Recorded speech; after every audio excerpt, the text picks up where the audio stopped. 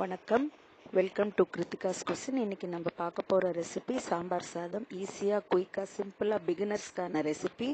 இதற்கு தேவையான பொருள் 100 கிராம் பச்சரிசி, 50 கிராம் துவரம்பருப்பு, அரை மணி நேரம் ஊற வச்சுருங்க. கலவை காய்கறிங்க உங்கள் ஆப்ஷனுக்கு எடுத்துக்கோங்க. ஒரு வெங்காயம், ஒரு தக்காளி. சின்ன வெங்காயம் போட்டால் ரொம்ப டேஸ்ட்டாக இருக்கும்.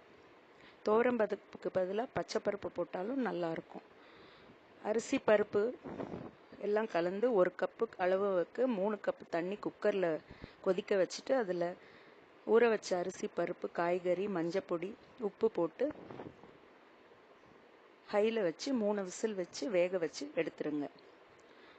இது வெந்த உடனே 1 டேபிள் ஸ்பூன் மிளகாய்த்தூள், 1 டேபிள் ஸ்பூன் சாம்பார் பொடி, ஒரு சின்ன நெல்லிக்காய் அளவு கரைச்சி வச்ச புளி விழுத கலந்துட்டு உப்பு சரி பார்த்து கலந்து விட்டு சிம்மில் ஒரு 5-10 நிமிஷம் வச்சுருங்க. இது தாளிப்பு தேங்காய் எண்ணெயில் கொடுத்தா ரொம்ப டேஸ்ட்டாக இருக்கும். கடுகு, பெருங்காயம், வெந்தயம், கருவேப்பிலை இதெல்லாம் தாளிப்புக்கு போடலாம். நான் பூண்டு போடலை. 3 பல்லு பூண்டு இடித்து போட்டால் இன்னும் ரொம்ப டேஸ்ட்டாக இருக்கும். தாளித்து கொட்டிட்டு இது மேலே சாதத்து மேலே நெய் கலந்தால் இன்னும் ரொம்ப டேஸ்ட்டாக இருக்கும். இதுக்கு தொட்டுக்க ஒன்றும் பெருசாக தேவையில்லை. அப்பளம், வத்தல், ஊறுகாய், தயிர் பச்சடி அதுவே போகிறோம். இந்த இன்க்ரீடியன்ஸ் எல்லாம் டிஸ்கிரிப்ஷனில் கொடுக்குறேன். இது 2 பேருக்கான அளவு.